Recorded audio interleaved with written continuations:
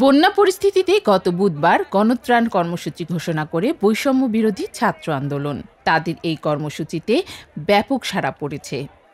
যে কোনো ধরনের সহযোগিতার জন্য উদ্বাহু হয়ে দাঁড়িয়েছিলাম এবং আমরা কখনো কল্পনাও করিনি যে এত পরিমাণে সাহায্য বা মানুষজন আমাদের এত বিশ্বাস করবে এবং এখানে এসে তারা আমাদেরকে সাহায্য করবে। গত 2 দিন ধরে এখানে প্রচুর পরিমাণে কাজ হচ্ছে। বিভিন্ন শ্রেণী পেশা ও বয়সের মানুষ ঢাকা বিশ্ববিদ্যালয়ের টিএসসিতে টাকা ও প্রয়োজনীয় জিনিসপত্র নিয়ে আসছেন।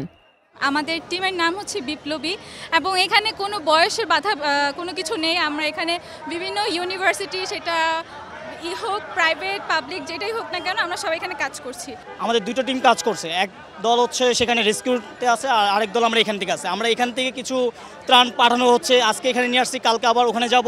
গতকালকে আমরা সেখানে গিয়েছিলাম, আর্মিদেরকে হ্যান্ডওভার করছি সব কিছু। এখানে সবসময় আমরা আপডেট রাখছি যে শুধু পানি না যায়, শুধু যেন খাবারই না যায়। আমরা প্রত্যেকটা জিনিস আপডেট রাখছি যে কখন মোমবাতির প্রয়োজন হচ্ছে, কখন হচ্ছে পানির শর্টেজ হচ্ছে, কখন খাবার স্যালাইন বা পানি বিশুদ্ধকরণ ট্যাবলেট। আমরা প্রত্যেকটা আপডেট নিয়ে সেইভাবে হচ্ছে কালেক্ট করে করে আমরা এখানে আসছি। সবার উচিত মানে যতটুকু পসিবল পানিটা খুব ইম্পর্টেন্ট মানুষের জন্য।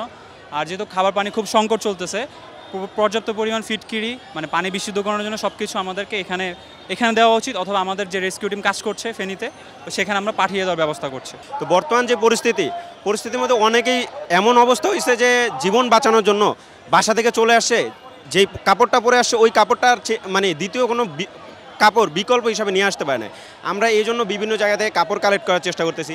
আমরা যা পারতেছি তাই কালেক্ট করতেছি। 1 টাকা হলেও কালেক্ট করতেছি, 100 টাকা হলেও কালেক্ট করতেছি। একের পর এক প্রাইভেট কার, ট্রাক, ঠেলাগাড়ি আসছে, নামানো হচ্ছে শুকনো খাবার, ওষুধ, স্যানিটারি ন্যাপকিন, খাবার পানি সহ প্রয়োজনীয় সামগ্রী। এখানে এসে সবার সাথে একসাথে কাজ করতে খুব ভালো লাগছে। এখন আমরা দেশের একটা সংকটময় পরিস্থিতিতে আছি। এই বন্যা পরিস্থিতি মোকাবেলার জন্য আমাদেরকে পর্যাপ্ত ত্রাণ সামগ্রী বিতরণ করতে হবে এবং সকাল থেকে আমরা আজ পর্যন্ত ইভেন গত 2 দিনেও আমরা যথেষ্ট পরিমাণে ত্রাণ সামগ্রী পেয়েছি। সবগুলো কাজে ডিসিপ্লিন ওয়াইজ করতেছি। আমাদের খুব ভালো লাগতেছে। মূলত আমার বাসা হচ্ছে কুমিল্লাতে। আমার বাসার আশেপাশে পানি আসছে, কিন্তু আমার উপজেলায় পানি যায় নাই। তো সেই জায়গা থেকে হচ্ছে আমি এখানে কাজ করতেছি, আমার খুব ভালো লাগতেছে। যেভাবে যেখান থেকে পেরেছে আমাদেরকে এখানে এসে খাবারগুলো দিয়ে যাচ্ছে, কিন্তু এগুলো তো অগোছালো সবই।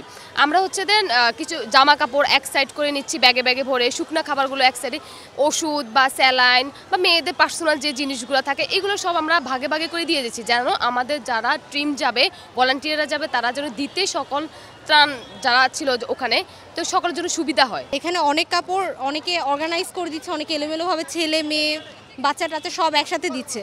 তো আমরা সেগুলো আলাদা আলাদা করে নিচ্ছি।